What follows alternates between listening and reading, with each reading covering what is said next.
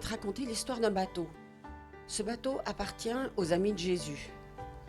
Ils sont marins-pêcheurs et le soir, à la nuit tombée, ils prennent leur barque, leur filet, leur rame et partent sur le lac pour pêcher. En général, ils pêchent toute la nuit et le matin, ils arrivent au port avec leurs caisses pleines de poissons et comme ça, ils peuvent vendre toute leur pêche. Mais aujourd'hui, ils embarquent avec Jésus. Oh, Jésus n'est pas marin-pêcheur, il est charpentier, c'est pas du tout la même chose. Ce qui fait qu'il fait confiance à ses amis. Toute la journée, il a travaillé avec des gens.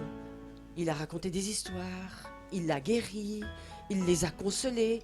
Et maintenant, tous ces gens sont sur le bord de la rive et lui disent au revoir. Où est-ce qu'il va, Jésus? À une partie de pêche?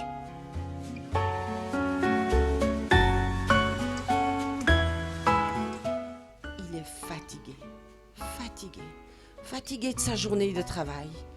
Alors, comme c'est pas lui qui s'occupe de ramer, comme c'est pas lui qui s'occupe de tendre la voile, il va se coucher au fond du bateau pour une petite sieste. Il prend sa couverture, son coussin et il s'endort. Il s'endort d'autant mieux que le lac est tranquille, il est calme. Il y a des petites vagues qui le bercent et Jésus s'endort.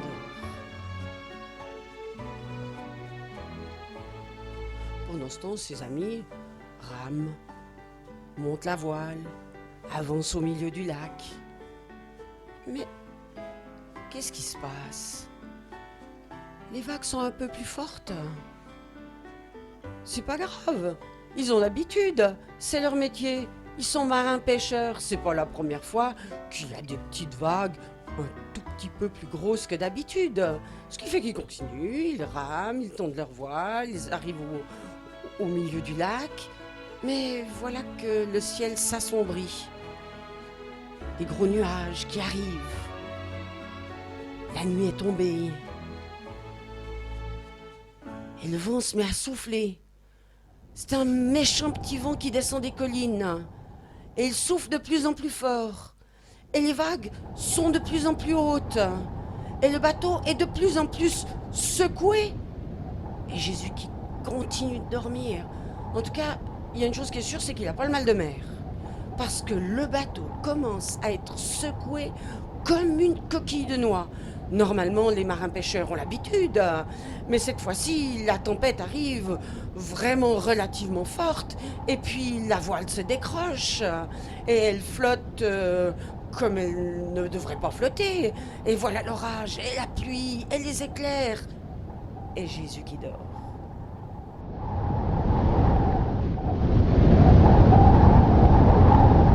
Ah, les amis de Jésus, ces bons marins-pêcheurs qui ont l'habitude du lac quand il est tranquille, mais quand il y a aussi beaucoup de vagues. Mais cette fois-ci, c'est incroyable comme ça souffle. Tout d'un coup, on ne sait plus quoi faire. Le bateau commence à se remplir d'eau.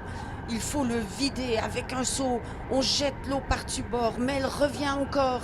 Et puis le vent qui n'arrête pas de souffler, la pluie qui n'arrête pas de tomber, et puis le tonnerre qui gronde. Et Jésus qui continue de dormir. En tout cas, il y a une chose qui est sûre, c'est que lui, il n'a pas le mal de mer. Et le vent souffle, et le vent souffle. Et les marins, qui normalement ont tellement l'habitude, eh bien, ils ne savent plus quoi faire. Les rames sont parties à l'eau. Qu'est-ce qu'on va devenir? Qu'est-ce qu'on va devenir? Et les vagues qui passent par-dessus bord. Et je suis sûre que Jésus est trempé au fond de la barque. Sa couverture, son coussin, tout ça, tout doit être mouillé.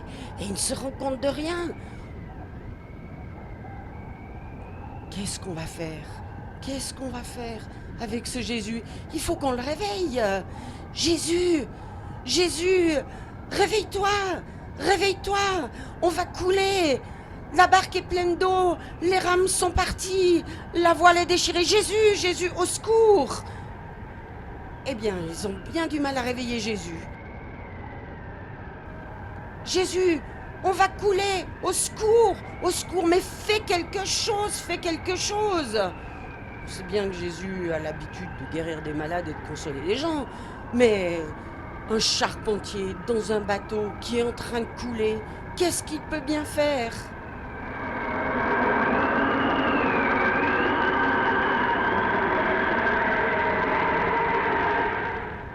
Et le vent qui continue, et les vagues qui débordent, et le bateau qui part à la dérive, et la pêche qui est fichue, et Jésus qui a tellement de mal à se réveiller.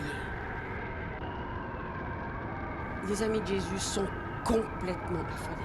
Qu'est-ce qu'il faut faire? Sauter par-dessus bord, partir à la nage? Mais c'est l'horreur, c'est impossible. On va se noyer, on va mourir. Enfin, Jésus se lève. Il se lève, il se frotte les yeux et il se met debout à l'avant du bateau. Je suis sûre qu'il est obligé de se cramponner un petit peu quand même, puisque le vent est tellement violent, les vagues qui passent par-dessus bord, qui le mouillent, il a sans doute les pieds dans l'eau et il regarde. Et il regarde ce vent, cet orage, cette pluie. Et il regarde ces vagues qui envahissent tout. Et en voyant le vent et l'orage, il dit: le vent, tais-toi. Et le vent qui baisse. Il regarde les vagues et il dit: les vagues, silence. Et les vagues qui tombent. Ah, les amis de Jésus, qu'est-ce que vous croyez? Qu'ils lui ont sauté au cou? Qu'ils l'ont embrassé? Qu'ils lui ont dit merci? Eh bien, je crois qu'ils ont eu encore plus peur de Jésus que de la tempête. Et ils sont là, impressionnés. Et ils se posent des questions et se disent: mais c'est qui ce Jésus? Ce charpentier qui n'y connaît rien? Et puis, qui dit au vent: tais-toi? C'est qui ce Jésus, ce charpentier qui n'y connaît rien et qui dit à la mer: silence?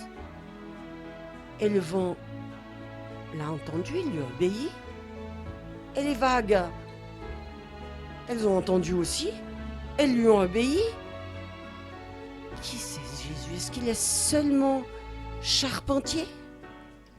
Ou bien est-ce qu'il ne serait pas peut-être quand même Dieu ou le Fils de Dieu? Ça, c'est une question à se poser.